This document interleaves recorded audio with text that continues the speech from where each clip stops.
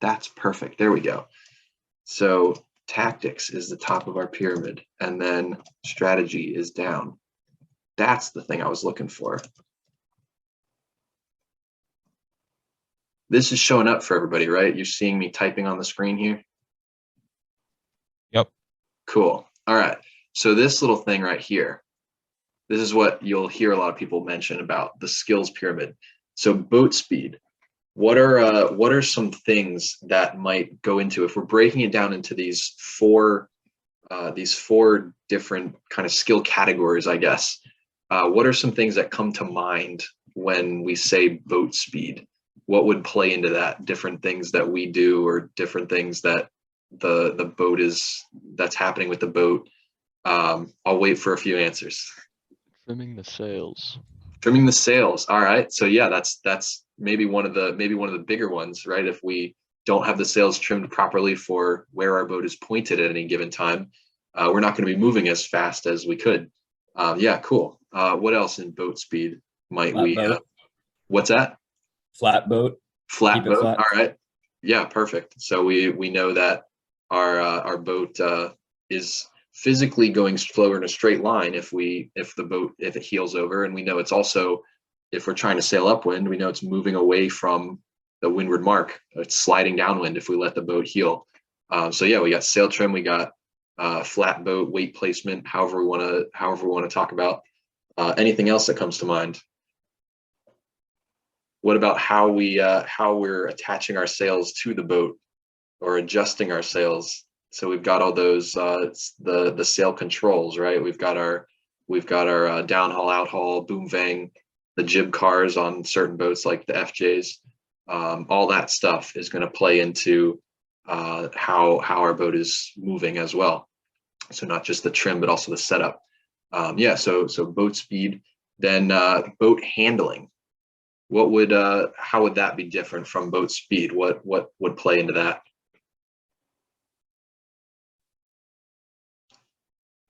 Waiting for some answers here. So thinking about things like, rather than now we're not really moving in a straight line anymore, what happens if we need to turn the boat? What sort of things go into that? Roll tacks and roll jobs. Okay, there we go. So using heel to head up and down. All right. Yeah, so we're learning about how to move the boat with us with how to make the boat want to turn rather than forcing the boat to turn. Stuff like that. Or like the roll tack, like Mark mentioned, is, we're not only doing things to make the boat want to go through that turn, but also coming out of that tack, we're getting ourselves back up to the speed we were before. So we're not losing speed in the tack. And so that's part of our boat handling stuff. We could also put in other things like, sitting on the start line. We know that there is, depending on your skill, your ability, there's a very big difference between, the varsity sailors sitting on the start line versus like somebody who's just really learning racing, mainly being that the varsity sailor can basically sit still on the line, right? And the newer sailors are just kind of running along and hoping that they timed it correctly, because there's not necessarily the ability to sit and then start moving again when you want to, right? Like, sitting and holding the boat in that perfect position, so we're not too low but not too high, and being able to adjust it as we're sitting there. And then after that, when it's time to go, now I've got to do that whole acceleration phase, right? So all that will kind of play into the boat handling. And it's interesting to break down and think about this things separately, right? Boat speed versus boat handling. And the reason that you'll see boat speed is first on that pyramid is you can all probably think of times when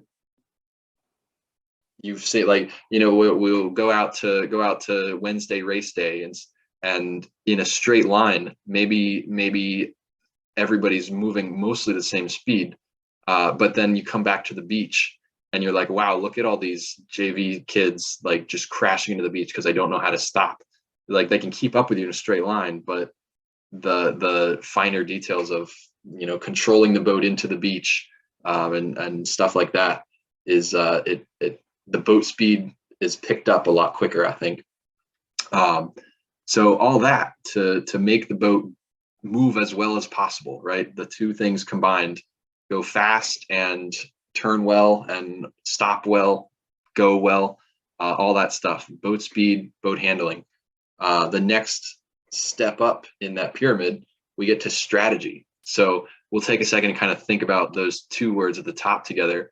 For those of you who haven't talked much about either of the one of them before, what is the difference between that? We talk about strategy, we talk about tactics.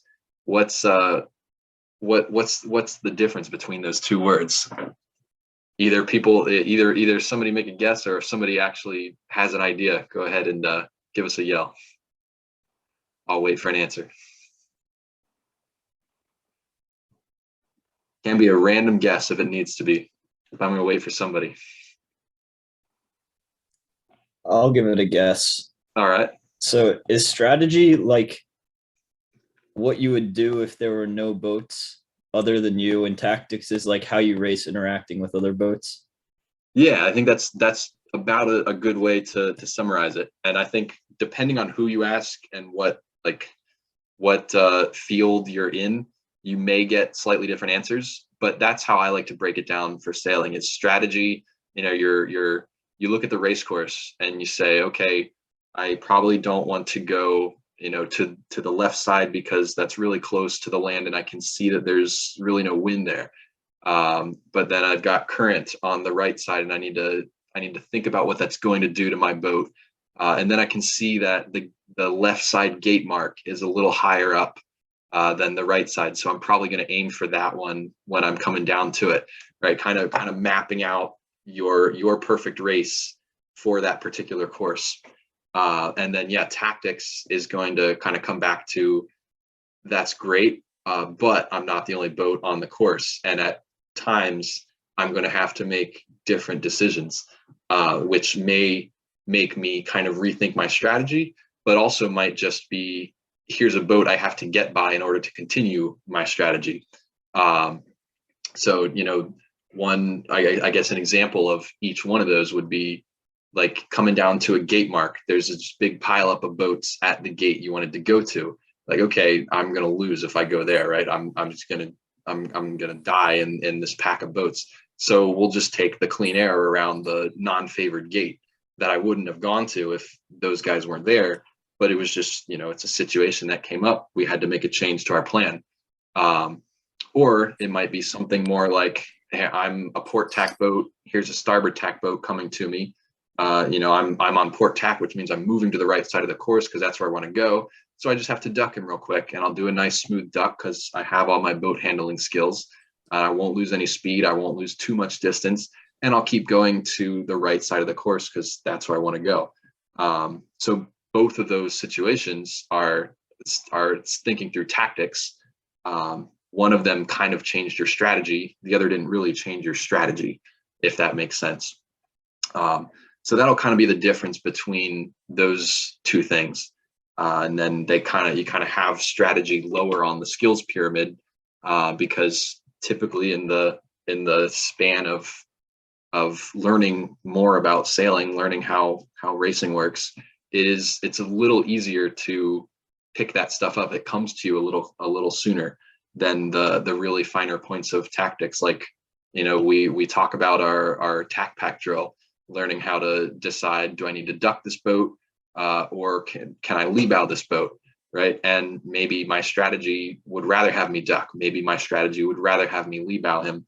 But making all those choices in what's usually a pretty small time frame, because boats are approaching each other quickly, a lot of that comes down to experience, right? You can read all sorts of books and listen to people talking about all these different tactical choices you can make, but at the end of the day, making the right ones most or all of the time just kind of comes down to, you've been in that situation a lot and made the wrong choice a lot of times, and you just kind of learn it from experience. So it's a lot harder to pick that up studying. It's more of something you have to get out and do, versus strategy, which, sitting and looking at a race course, it is a little more like you can study that a little bit more. Finding the right answer is certainly something that we're never going to be perfect at, but I think it's a lot easier to pick that up without having to do it a ton.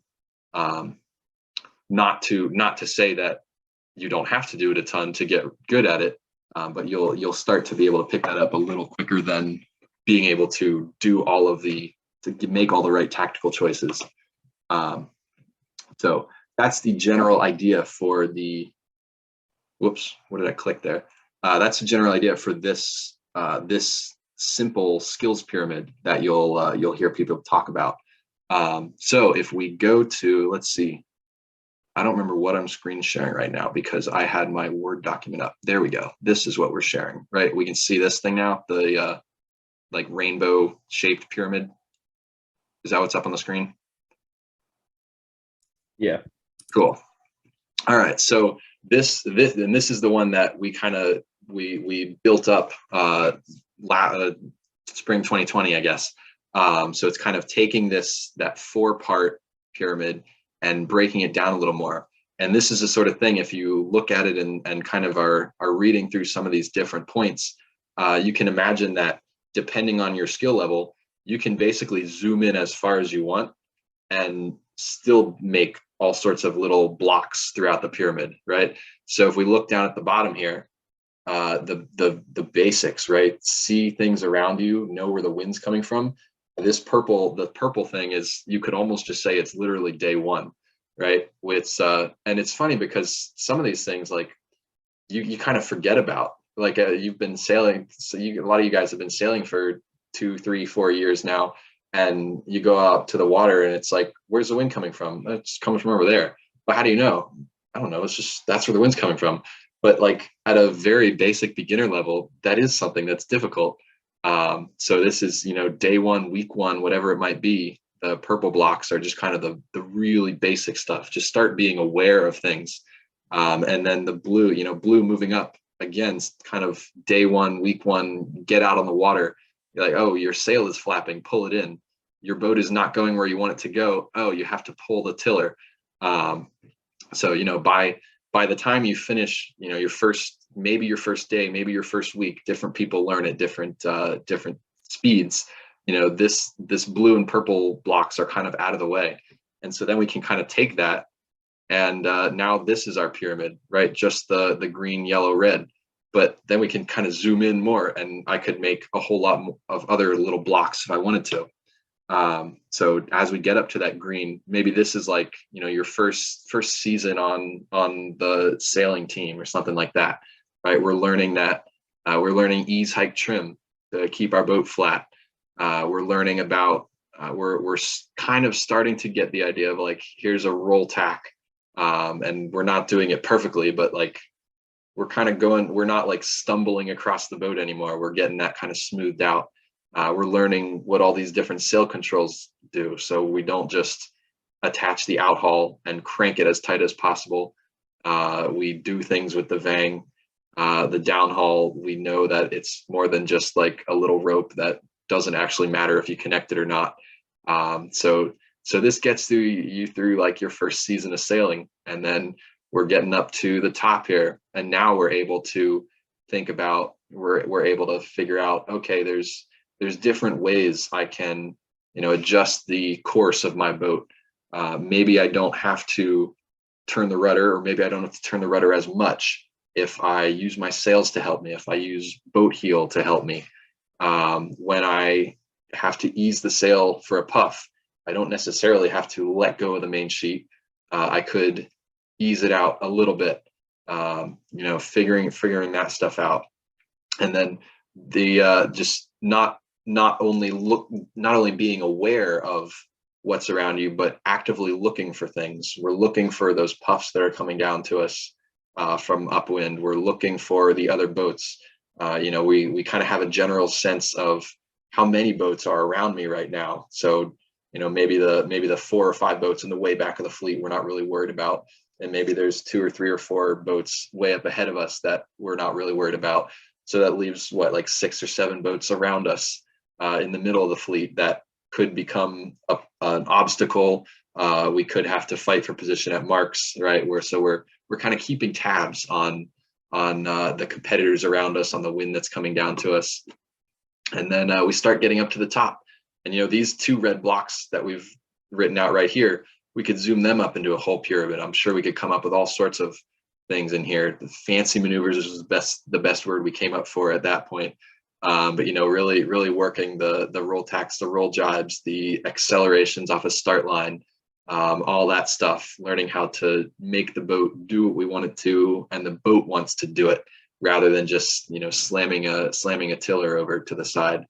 And then all the little tactical decisions that we kind of talked about a little bit earlier. But those are, again, they're kind of they're up toward the top of the pyramid, not because we say don't think about these things until you get there, but because usually they are just going to be the last thing that really gets polished. They are the most difficult ones to get, because basically you're learning them by experience and making the wrong decisions a bunch of times.